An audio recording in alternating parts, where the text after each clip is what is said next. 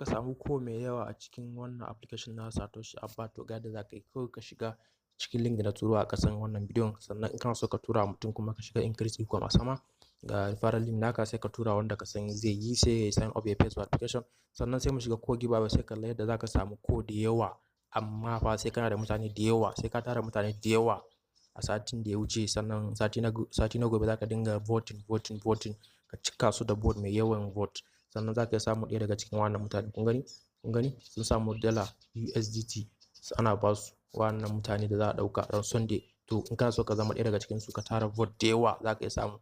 So in ka tara vote da yawa a satin farko, sati na gobe za su fara baka vote, za su fara baka available vote sai ka dinga voting a cikin wannan abubuwan.